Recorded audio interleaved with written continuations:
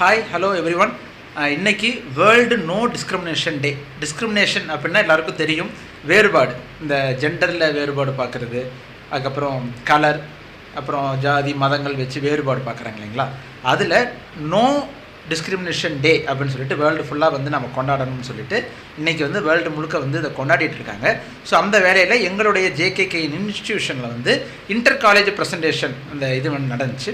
So நிறைய engineering காலேஜஸ்லேருந்து நிறைய பேர் வந்து வந்திருந்தாங்க. இன்ஜினியரிங் காலேஜை ஃபஸ்ட்டு ஆர்கனைஸ் பண்ணியிருந்தாங்க. ஸோ அதில் டென்டல் காலேஜ் சார்பாக, JKK dental college and hospital சார்பாக நான் போயிருந்தேன். ஸோ அதில் வந்து நான் ப்ரெசென்ட் பண்ண நிறைய விஷயங்களை வந்து இந்த வீடியோவில் நான் வந்து ஆட் பண்ணியிருக்கேன். ஸோ அது வந்து கண்டிப்பாக இன்றைக்கி ஒரு பெஸ்ட் அவேர்னஸாக என்னோடய சைட்லேருந்து இந்த டிஸ்கிரிமினேஷனுக்கு அகைன்ஸ்டாக இருக்கும் அப்படின்னு சொல்லிட்டு நான் நம்புகிறேன்.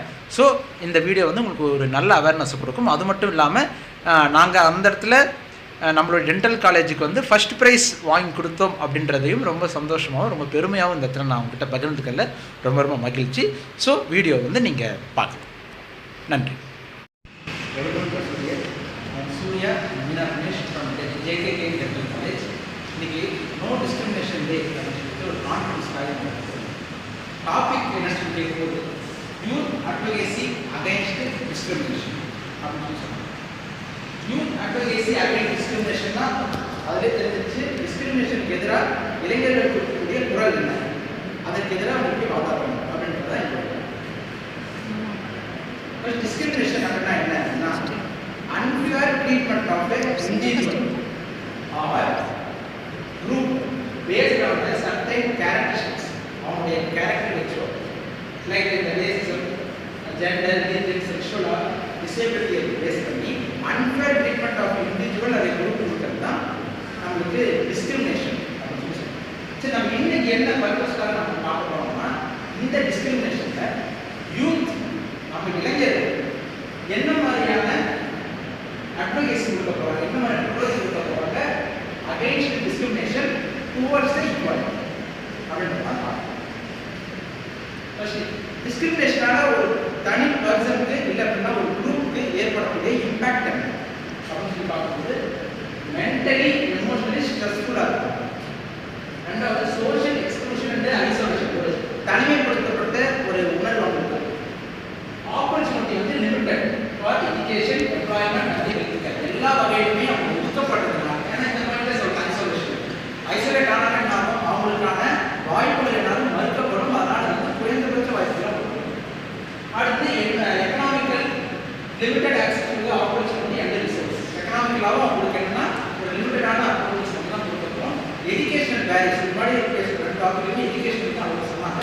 ஸோ எஜுகேஷனல் ரீதியாகவும் அவங்களுக்கு வந்து மிகப்பெரிய பேரியராகவும் இந்த டிஸ்கிரிமினேஷன் வந்து கண்டிப்பாக இருக்கு. அடுத்து importance of youth advocacy. Kannadasan அப்படின்ற ஒரு கவிதை சொல்லுது, ஒரு தலைமுறையின் ஆகச்சிறந்த கடமை என்ன அப்படின்னா தன் தலைமுறையில் கிடைத்த சிறந்த விஷயங்களையும் தனக்கு கிடைக்காத நல்ல விஷயங்களையும் போராடி பெற்று அடுத்த தலைமுறைக்கு கொடுப்பதுதான் ஒரு தலைமுறையுடைய ஆகச்சிறந்த கடமை அப்படின்னு சொல்லிட்டு கண்ணதாசன். ஸோ இந்த நான் தான் சொல்றேன், young peoples are the agent of change. மாற்றங்களுக்கான உந்து சக்தியை யாருன்னா யங் பீப்புள்ஸ் தான். Capable of changing discrimination norms and advocating for the equality conditions.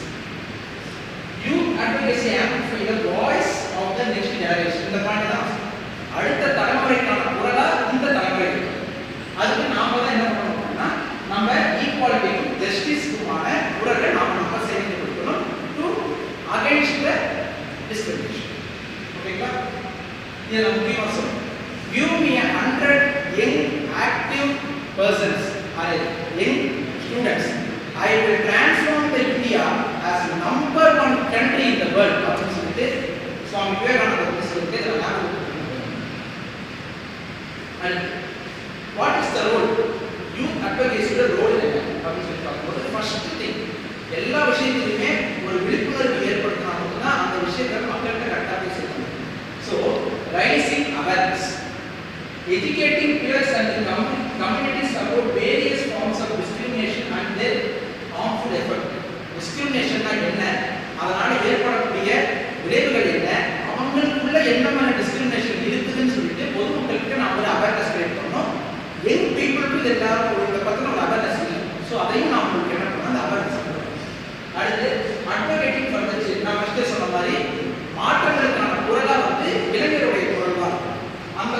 நம்ம எழுப்பணும் ஃபார் அட்வொகேசி ஃபார் தி சேஞ்சுக்காக நம்ம போகிறோம். சப்போர்ட்டிங் இன்கம் நம்ம கேள்விப்பட்டிருக்கோம். இப்போ எஜுகேஷன் பற்றி பேசினா இந்த பாயிண்ட் நான் சொல்கிறேன்.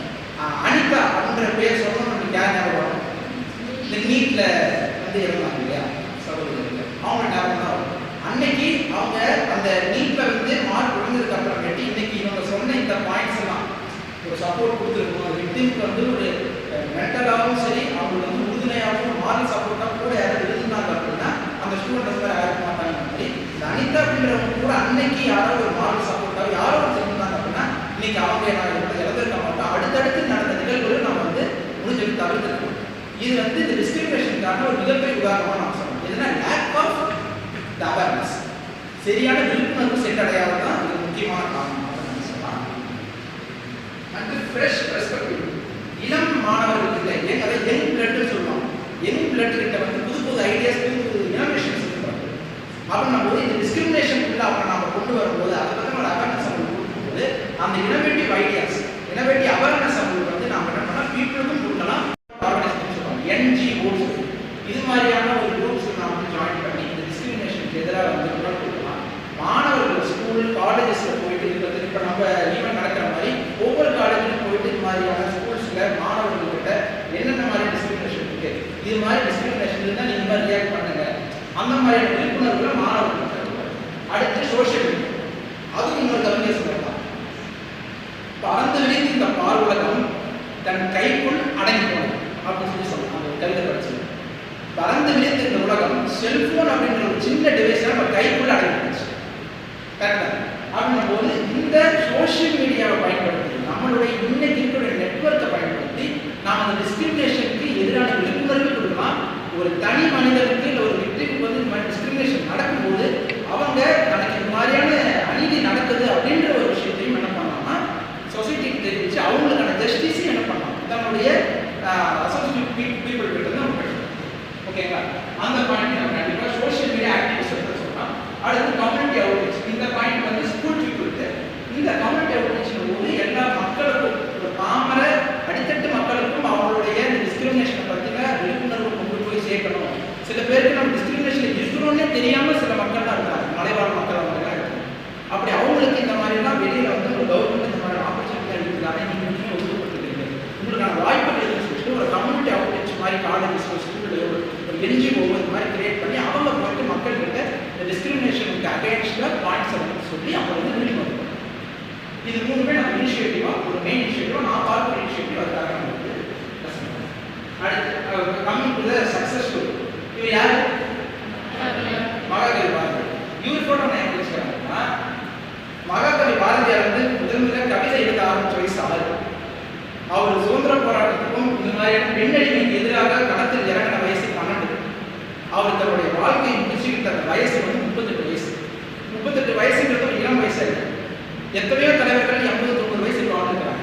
ஆனால் எத்தனையோ புரட்சியாளர் வந்து 38-37 வயசுல இருக்கு. ஒரு யானை இப்படியா இருக்கு அப்படின்னும் போது தன்னுடைய இளம் வயதுல இந்த ஜெண்டர் ஈக்குவாலிட்டி ஒரு வார்த்தை பெண் அடிமைக்காக எத்தனையோ புரட்சிகளையும் தன்னுடைய பாடல்கள் மூலியமாகவும் கவிதைகள் மூலியமாகவும் புதுக்கவிதைகள் மூலியமாகவும் வந்து அன்னைக்கு இருந்த அந்த பெண்ணடிமையை வந்து தகர்த்தின ஒரு முக்கியமான புரட்சியாளர் சாதனையாளர் வந்து இந்த பாரதியார் அப்படின்னு நம்ம கண்டிப்பாக சொல்றோம். அதனால முக்கியமாக அவருடைய போட்டோ நான் வச்சிருப்பார் ஜெண்டர் ஈக்குவாலிட்டி. அடுத்து போட்டோ ஓகே வைக்கம் மூமெண்ட், தந்தை பெரியார் பகுத்தறிவார். இவருடைய போட்டோ ஏன் வச்சிருக்கேன்னா இந்த ஈவெண்ட் வந்து அவருடைய இளம் வயசான ஒரு 40 வயசுல நடந்தது. இது பாரதியார் பற்றி சொல்லலாம். பாரதியார்ன்றவரை ஒரு தனி மனிதனா மட்டும் அந்த தன்னுடைய பாடல்களை வந்து பரப்பல, அவர் வந்து இந்த விஷயங்களை கொண்டு போய் சேர்த்தார். அவர் வந்து தன்னை சுற்றி இருக்கக்கூடிய இளைஞர்களை ஒன்று சேர்த்தார். அதுதான் பாரதியார் செய்த மிகப்பெரிய சாதனைக்குரிய ஒரு விஷயம். அவர் வந்து தன்னுடைய பாடல்களை மட்டும் அவர் வந்து சொல்லல, அவர் புதுக்கவிதைகளை மட்டும் சொல்லி விழிப்புணர்வு பண்ணல, அவர் தன்னை சுற்றி இருக்கக்கூடிய இளைஞர் பட்டாளத்தை ஒன்று சேர்த்தி அவங்க மூலயமா ஒரு புது முயற்சியை வந்து வெளியெடுத்தார். அதனால தான் அவர் அவ்வளோ சக்ஸஸ்ஃபுல்லான வந்தார். ஸோ அது வந்து அவரோட முக்கியமான பாயிண்ட். அது வைக்கம் மூமெண்ட், இது வந்து தந்தை பெரியார் பகுத்தறிவாளர். இவர் வந்து வைக்கம் கேரளாவோட இடம் மூமெண்ட் இந்த மேக்ஸிமம் கேள்விப்பட்டிருக்கு.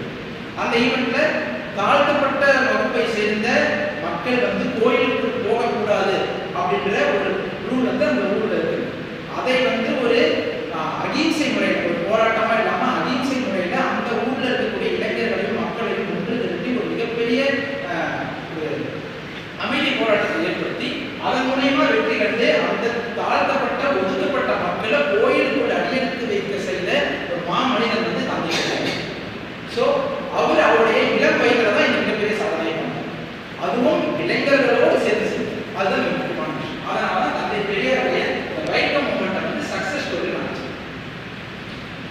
இதை பற்றி சொல்லுங்கள். பிளாக் லைஃப் மேட்டர் அதை பற்றி எல்லாருக்கும் தெரியுமா தெரியுமா? அமெரிக்கான்ற ஒரு இடத்துல கருப்பினத்தை எதிர்க்க நடந்த ஒரு விஷயம் தான் இது. போலீஸ்காரங்க என்ன பண்ணுறாங்கன்னா, அந்த கருப்பாரங்க ஒரு கார் எடுத்துருந்தாங்க, திருட்டுக்காரங்க நினச்சிட்டு அவங்க சொல்கிறது அந்த மாதிரி விஷயம் நடந்துட்டு இருந்துச்சு. ஜார்ஜ் ஃப்ளாய்ட்னு ஒருத்தர் இறந்தாங்க. அதுக்கப்புறம் தான் கிளம்பிச்சு இந்த பிளாக் லைஃப்ஸ் மூவ்மெண்ட்னு சொல்லிட்டு யூத் அவங்க லெட் பண்ணி போன மூமெண்ட் தான் இது. இதில் என்ன ஒரு விஷயம்னா, இந்த மூமெண்ட் வந்து எடுத்த உடனே சக்ஸஸ் ஆனது காரணம் அதை எடுத்துகிட்டு போனது ஒரு யூத். ஆனால் இன்னும் இந்த ரேசியல் டிஸ்கிரிமினேஷன் நம்ம இந்தியாவில் சரி சைனாவில் சரி நிறைய இடத்துல இன்னும் இருந்துகிட்டே தான் இருக்குது. இந்த குறைக்கிறதுக்கு சின்ன குழந்தைகள்லேருந்து எல்லாத்துக்கிட்டையும் சொல்லணும் என்னன்னா, ஒருத்தரோட கலரை வந்து டிஸ்கிரிமினேட் பண்ணி பண்ணுறது ஒரு மன்னிக்க முடியாத ஒரு பாவம். அது வந்து நம்ம இயற்கை அன்னை வந்து எப்படியுமே மன்னிக்காது. அது ஊரில் சொல்லுவாங்க, வெள்ளையர்கள் போய் பேச மாட்டான், கருப்பாளர்கள் திருநெல் போடுவான்னு சொல்லிட்டு ஒரு மித்து இருக்கு. நம்ம சொல்லி நம்ம வந்து மன்னிக்க வச்சுக்கணும். அதனால தான் மாற்றணும். அதுக்காக தான் இந்த மாதிரி நான் வந்து ஈவெண்ட் நம்ம சக்கரை தென் இது வந்து டிஸ்கிரிமினேஷன் அண்டர் கேட்டகரி வராது. இருந்தாலும் நான் ஏன் இவங்க செஞ்சோம்னா, கிரேட்டா தன்பர்க் அப்படின்ற இந்த ஆக்டிவிஸ்ட், அவங்க வந்து ஒரு ஆக்டிவிஸ்டாக 21 வயசு தான் ஆகுது. அவங்களுக்கு ஸ்வீடன் நாட்டை சேர்ந்த ஒரு கிளைமேட்டிக் ஆக்டிவிஸ்ட். அவங்க யுஎன் யுனைடெட் நேஷனல் ஆர்கனைசேஷன் இருக்குங்களா, அதில் வந்து தன்னுடைய 21 வயதிலேயே இந்த இளைஞர் திட்டத்தை சேர்த்து கிளைமேட்டுக்கு எதிரான அந்த கிளைமேட்டுக்கு ஆதரவான சில போராட்டங்கள், இந்த ஜஸ்டிஸை வாங்குறதுன்னு சொல்லிட்டு ஒரு மிகப்பெரிய புரட்சியை வந்து ஏற்படுத்துகிற ஒரு பெண்மணி. அதை அந்த நிகழ்வு வந்து ரிமெம்பர் பண்ணுறதுக்காக தான் நான் இந்த ஃபோட்டோ வச்சுருக்கேன். அடுத்து சக்ஸஸ் ரிசல்ட். நான் இந்த ஸ்லைடில் வந்து ஜஸ்ட் ஜெண்டர் ஈக்குவாலிட்டி மட்டும் சொல்கிறேன். நிறைய டிஸ்கிரிமினேஷன் ப்ராப்ளம், ஜெண்டர் இந்த டிஸ்கிரிமினேஷன் சொல்கிறேன். இதில் வந்து விமென்ஸ் இன் வேர்ல்டு பார்லிமெண்ட், உலக நாடாளுமன்றங்கள் இந்தியாவில் ஒவ்வொரு நாளும் ஒவ்வொரு பார்லிமெண்ட், அந்த பார்லிமெண்ட்டில் கிட்டத்தட்ட வந்து 1997 வெறும் 11% இருந்த அந்த கவுண்ட் வந்து 2020 வந்து 25% வரைக்கும் இன்க்ரீஸ் ஆகுது. அப்புறமேட்டு இந்த ஃபார்ச்சூன் 500 சொல்லிட்டு ஒரு பத்திரிகைகள் பேர் யூஸ் பண்ணுவோம். நடிகர்கள் பேர் நிறைய வரும், நிறைய ஷேர். அந்த மாதிரி 1997 வெறும் 0.2% இருந்த இந்த பெண்களுடைய எண்ணிக்கை 2020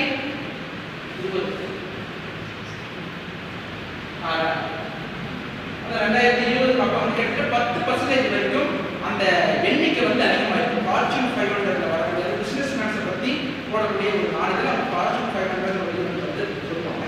அதில் வந்து 1900 வந்து 0.2% வந்து 2020 கிட்டத்தட்ட வந்து 10-11% வரைக்கும் இன்க்ரீஸ் ஆகிருக்குது. அப்படின்றது ஒரு மிகப்பெரிய சக்ஸஸ் ஆகும். அதே போல் ஒலிம்பிக், நோபல் பிரைஸ் வின்னர்ஸ், இதுலேயும் வந்து ஒலிம்பிக் வந்து 1910 வந்து கிட்டத்தட்ட 1% இருந்த அந்த ரேஷியோ வந்து இந்த 2020 வந்து கிட்டத்தட்ட 54% வரைக்கும் இன்க்ரீஸ் ஆகிருக்கு. ஒரு மிகப்பெரிய சக்ஸஸாக நம்ம வந்து ஈக்குவாலிட்டிக்காக பார்க்கணும். அடுத்து நாம் என்ன சேலஞ்ச் பண்ணணும், நல்லது பண்ணுறதுக்கு அந்த அளவுக்கு ஈஸியாக நம்ம இருக்க மாட்டோம். கண்டிப்பாக அது ஒரு ஆப்பர்ச்சுனிட்டி கண்டிப்பாக வந்து தெரியும். அப்படி நம்ம ஒரு எந்தெந்த மாதிரியான சேலஞ்சஸ் நம்ம எதிர்கொள்ளணும்னா, ரெசிஸ்டன்ஸ். இந்த டிஸ்கிரிமினேட்டிவ் இருக்குன்னு சொல்கிறாங்க பார்த்தீங்களா, இந்த ஆதரவு தரக்கூடிய அந்த இயக்கங்கள் வந்து இதுக்கு வந்து கண்டிப்பாக ஒரு எதிர்ப்பு கொடுப்பாங்க. ஏன்னா இன்னைக்கு பல கட்சிகள் வந்து ஓட்டு வாங்குறது இந்த ஜாதி ஓட்டுகளை தான் நிறைய பேர் வாங்க. இப்படி ஜாதியில் எல்லாருமே சமம் சொல்லிட்டு போய் நீங்கள் ஒரு விழிப்புணர்வு பண்ணீங்கன்னா நிச்சயமாக இந்த இடத்துல ஒரு பிரச்சனை கண்டிப்பாக நீங்கள் பேசுங்க.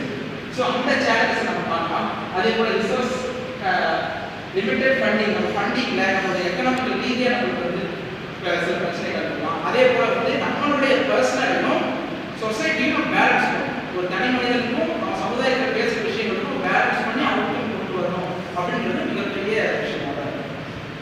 அடுத்து இது நம்ம ஏற்கனவே சொல்லலாம். இந்த மாதிரி வந்து யங் பீப்புள்ஸ் வந்து இருக்கணும், அவங்களுக்கு அவேர்னஸ் கொடுக்கணும். இதெல்லாம் கால் டு ஆக்ஷன் நம்ம பார்க்கணும். அடுத்து we come to the conclusion. Together we can make a difference. நம்ம ஒன்றிணைந்தால் தான் மாற்றத்தை உருவாக்கும். மாற்றம் ஒன்றே மாறாது.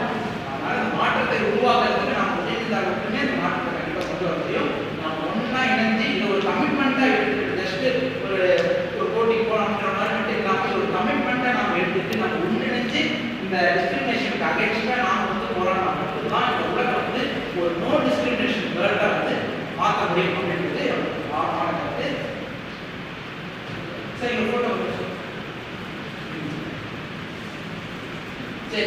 இங்க வந்து திருவள்ளுவர் போட்டோ பிறப்புக்கும் பிறப்பிற்கும் எல்லாம் உயிர்